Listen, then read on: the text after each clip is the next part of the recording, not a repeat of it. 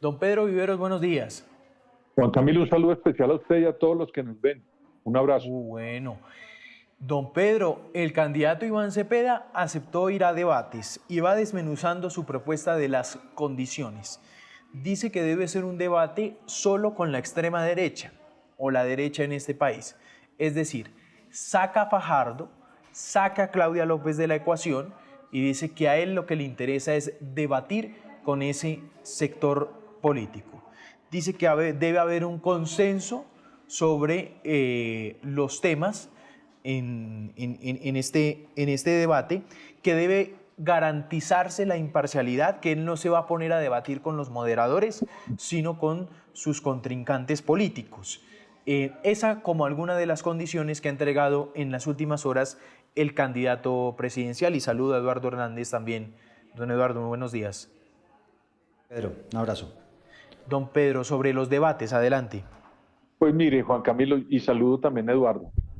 Yo lo que siento es que a veces nos comenzamos a enredar en las propuestas de un candidato que venía como haciéndole un esguince a los debates, y ahora el centro es si van a hacer debates o no, cuando lo importante es cuáles son los temas que a los colombianos les afecta y que hoy deberíamos estar planteando dentro de esa agenda de los debates. Es que hacer un debate tendría que ser en Colombia lo normal. No debería ser extraordinario enfocarnos ahora en que una persona dice que reta a las otras dicen que lo vienen retando hace rato. Es decir, lo que trato es, nosotros en Colombia deberíamos aprovechar esto para normalizar que en Colombia haya debates. ¿Para qué? Para que lo que nos interesa a los colombianos es cuáles son los temas que van a debatir esos candidatos ahí. Eso es un primer punto. El segundo, uno no puede excluir a nadie de un debate, Juan Camilo y Eduardo, Sí. porque eso le corresponde a la gente que organiza el debate. Yo creo que en los compromisarios sí debería existir unas reglas, el tiempo, el sitio, cuántas preguntas son, en fin, el tema, eso vale la pena. Pero cuando usted lo invitan a una casa, pues el que pone las condiciones es el que invita. Entonces yo creo que ahí, entre más candidatos haya, por ejemplo, los tres que hemos mencionado, que son los que están ya, digamos, en la palestra, pero yo sí creo que haría falta Claudia López. Es que Claudia López es una figura muy importante en la política colombiana, por todo lo que ha hecho, por todo lo que ha propuesto, y además por la fuerza política que tiene al interior del país. O Sergio Fajardo, es que Sergio Fajardo ha sido 3 veces y media candidato, 3 veces él y media cuando fue candidato a la vicepresidencia de Antanas Mocus, fue gobernador, alcalde de Medellín, en fin. Esas 5 personas, creería yo, que cumplen las condiciones para que veamos un gran debate con candidatos de quilates y en unas reglas que se deben fijar, pero repito, no excluir gente, sino convocar a los 5 candidatos que tienen unas tesis importantes que debatir, Juan Camilo y Eduardo. Edu. Sí, y digamos, Juan, que ya lo mencionábamos en las últimas horas, los candidatos deberían estar disponibles para responder en cualquier momento y ante cualquier circunstancia, porque es que cuando usted gobierna un país, usted no puede elegir qué temas sí toco, cuáles no toco, cuáles abordo, cuáles no. Usted tiene que gobernar bajo las circunstancias que vengan, ¿no? Ya hubo un presidente al que le tocó una pandemia, el próximo presidente tiene unos desafíos enormes en materia de seguridad, de economía, en materia energética, en materia de salud. Entonces yo no puedo decir, no, es que yo voy solamente a enfocarme en el tema seguridad y los otros temas no. No, tiene que abordar absolutamente todo. Pienso yo que en los debates ocurre absolutamente lo mismo. Yo no puedo decir yo sí debato, pero entonces siempre y cuando sean estas las preguntas que me hagan y si son estos los candidatos que participan, porque o si no, no. Es decir, yo creo que eso también de alguna manera habla del talante del candidato y de alguna manera pues serán los colombianos los que al final eventualmente puedan castigar ese tipo de actuaciones. Están ellos en disposición de elegir a una persona que no enfrenta las cosas como vienen, en fin.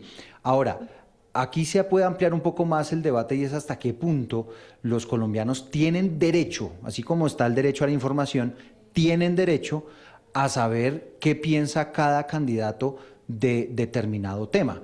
Y obviamente, a pesar de que están las entrevistas, están sus propias redes sociales, donde está su programa de gobierno, digamos que muchos de ellos lo hacen público, pues también es importante establecer hasta qué punto debería ser incluso obligatorio que los candidatos debatan ideas, se expongan a contrariedades o a contradicciones que eventualmente pueden surgir en el marco de un debate evidentemente respetuoso, pero sí que no sea simplemente la versión del candidato, perdón por la expresión, metiéndole los dedos a la boca a la gente, sino que tenga la posibilidad de que haya un contradictor que eventualmente pueda poner en duda sus propuestas, porque en la política y en las candidaturas pues también pasa mucho que los candidatos hablan mucha carreta, mucha paja, cosas que no se pueden hacer, y quién mejor que un contendor para que haga caer en cuenta a la gente de ese tipo de cosas, ¿no?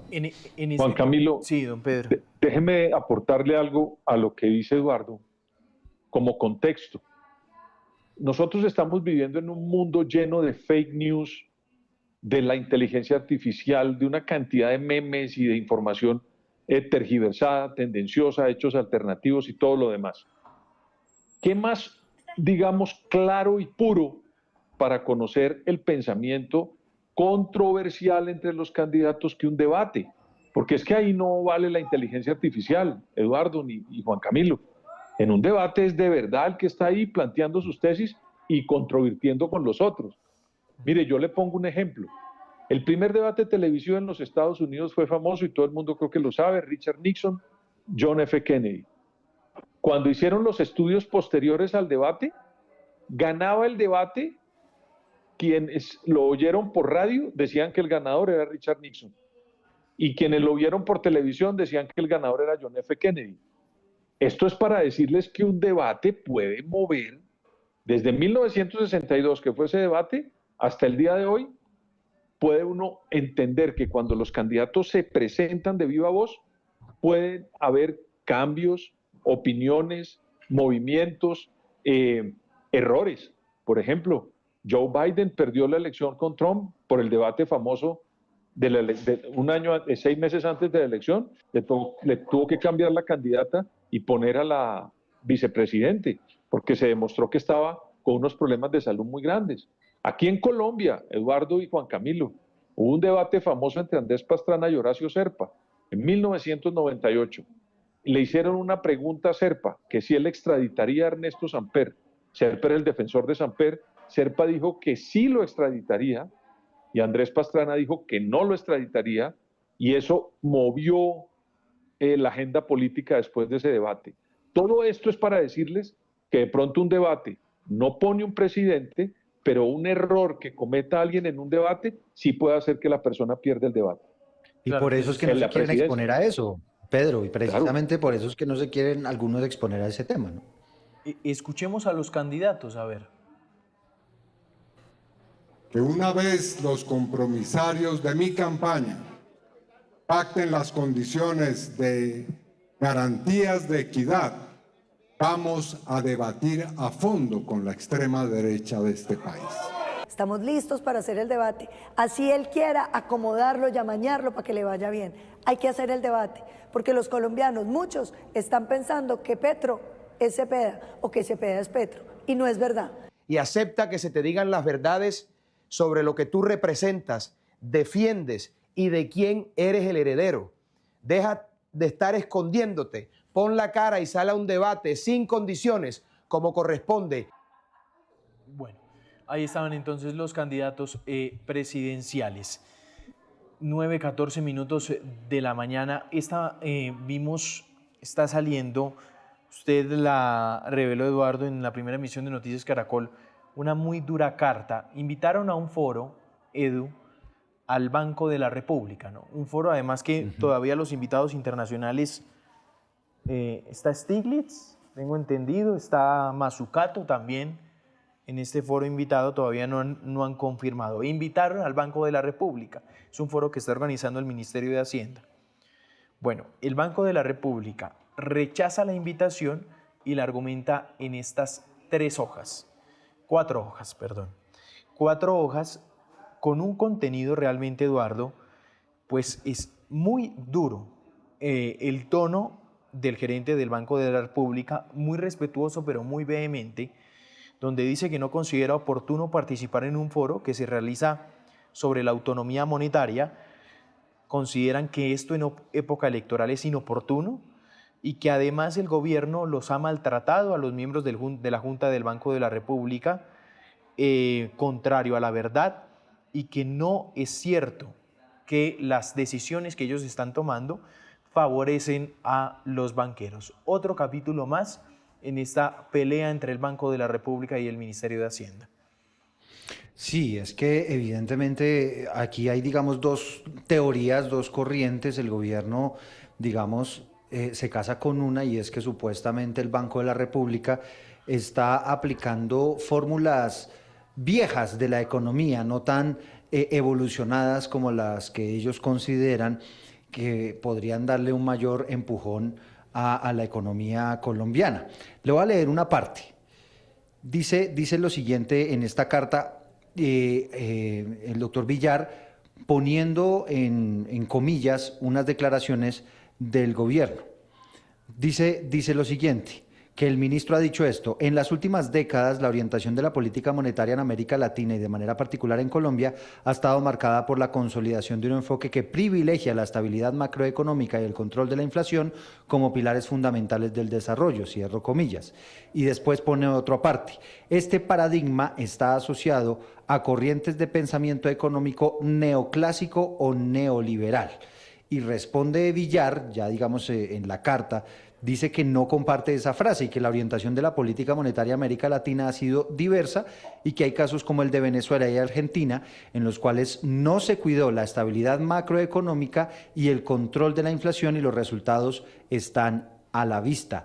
En la década de los 80 del siglo pasado tuvimos muchos ejemplos adicionales de países en esta parte del mundo en los que sucedió algo similar y terminaron con una dramática crisis de endeudamiento externo, altísimos niveles de inflación, enormes costos sociales y un tremendo estancamiento de la actividad productiva que condujo a que esa época fuera conocida como la década perdida de América Latina. Eso es cierto lo que plantea el doctor Villar, en el sentido de que una política monetaria, de alguna manera, y lo pongo entre comillas, irresponsable, como pudo haber pasado en otros países como Argentina y Venezuela, ya lo estaba poniendo aquí en el ejemplo el doctor Villar, pues tiene unas consecuencias muy complicadas para la economía. Acuérdese que en su momento en Argentina imprimieron billetes, algo parecido pasó en Venezuela, y allí estábamos viendo en algún momento, no sé si a usted le tocó, Juanca, yo creo que sí, inflaciones de un día para otro hasta del 300%.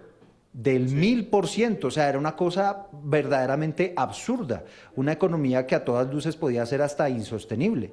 Y de alguna manera, con este tipo de argumentos, pues Leonardo Villar se mantiene en que ellos han sido responsables desde el Banco de la República, y a pesar de que hay unos intereses por parte del gobierno, pues evidentemente la tarea que ellos tienen es clara y es mantener controlada esa inflación, ese aumento del costo de vida que de por sí ya está por fuera del rango meta que normalmente se pone el Banco de la República. Pues ahí está la carta, don Pedro. Le dijo el banco: no voy a ir al foro, y a propósito déjeme explicarle por qué no voy, y se extiende en 4 largas páginas. Pues, ¿qué le digo yo, Juan Camilo? Mire, esa institución del Banco de la República es uno de los grandes logros de la Constitución del 91. Antes aquí los presidentes hacían absolutamente todo en materia de orden público, de nombramientos, de burocracia y también del manejo fiscal de Colombia. La inflación en 1991 antes superaba los 2 dígitos, teníamos un país con una carestía gigantesca, y eso era un descontrol total por la emisión, que también lo facultaba el presidente por la discreción que le permitía la Constitución de 1886 hacer al presidente de turno. Después del 91, lo que se le otorgó a esta institución fue la facultad de ser técnica e independiente, con una misión, y Eduardo la sabe como Juan Camilo también: controlar los precios de los productos a los consumidores y generar empleo. Esas son las 2 funciones esenciales de ese banco. Y claro, cuando usted tiene unos gobiernos que son manguianchos con el gasto público, como es este gobierno, pues va a tener un enfrentamiento ideológico permanente con alguien que tiene por misión constitucional evitar que eso ocurra. Entonces luego, a mí lo que me parece de manera muy clara es que hay que respetar la independencia y eso es lo que está haciendo el presidente del banco, Eduardo, en esa carta, es siendo independiente, impidiendo que se metan. Hubo un hecho que yo creo que vale la pena comentarlo y creo que aquí lo hicimos. Se dice que si el ministro de Hacienda no va a la Junta del Banco de la República, esa Junta no puede sesionar. De ser cierto eso, ahí habría un cuestionamiento muy grande a la independencia del banco, porque el banco no puede depender de que alguien vaya a la Junta. Y si depende de que el ministro del gobierno vaya a la Junta, pues quiere decir que ese órgano no es independiente. Luego, a mí me parece que ahí hay que entender o resolver ese galimatías jurídico para dejar al banco totalmente independiente y técnico de cualquier decisión que tome el gobierno en relación, repito, con el control de los precios y con la generación de empleo. Claro que ese es uno de los puntos que aquí se está dialogando, por supuesto, y que de hecho ya hay demandas ante la Corte en el tema de los estatutos del Banco de la República y ese punto del ministro de Hacienda que usted toca, don Pedro. Quisiera finalizar. Don Pedro, ¿usted ha ido a Teotihuacán? ¿A la No, zona señor, arqueológica? pero es que yo no sé, yo estaba en Ciudad de México, pero esto es más lejos, eso es en otra Está parte. Como queda 40 minutos de Ciudad de kilómetros, México. sí, más o menos. Sí, pero no, yo creo que yo no he ido, no fui allá, yo fui a otra. Pero lo Claro. que sí le puedo decir es que las escenas que yo vi son terribles. Son terribles. Esto que estamos viendo precisamente le está dando la vuelta al mundo. Comenzando, creo que subir hasta allá está prohibido. Bueno, el Está tirador prohibido. se subió, es un atacante, un joven de 27 años, Julio César N. Empezó a atacar con un arma corta a los turistas, precisamente a disparar en contra de ellos, y en una de esas mató lamentablemente a una mujer canadiense, turista allí. Hay 3 colombianos heridos, entre ellos un niño, ¿no? Eduardo, el testimonio que ustedes tenían esta mañana de Daniela Martínez, la colombiana que estaba en el lugar precisamente, porque es un lugar que tiene miles de turistas anuales, Miles. esta zona arqueológica, pues mire en lo que terminó, un hecho verdaderamente inédito.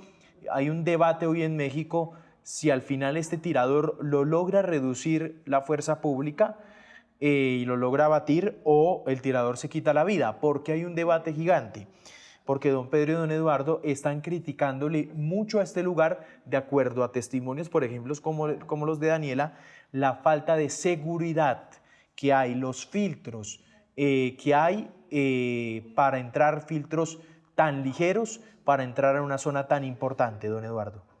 Sí, era quizá un factor común de lo que mencionaba esta colombiana que estaba en el lugar, no estaba tan cerca por fortuna al tirador, ella estaba un poco más retirada del sitio donde ocurren los hechos, pero dice ella y narra que efectivamente sí alcanzaba a escuchar los disparos, los momentos de pánico, la manera como la gente corría.